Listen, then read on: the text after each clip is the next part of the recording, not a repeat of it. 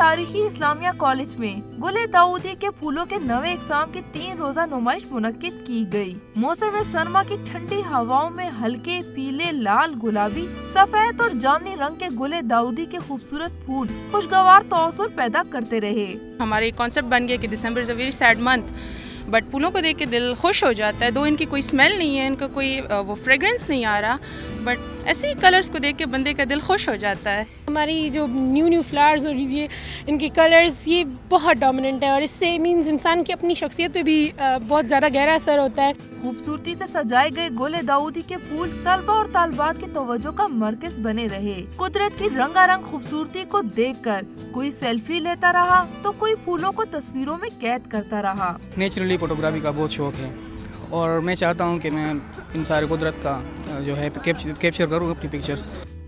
शहरियों ने फूलों की नुमाइश को सराहा। इनके बकौल रंगीन फूल नजरों के सामने हो तो ज़हन तरोताजा और मिजाज पर मुस्बत असरात मुरत्तब होते हैं।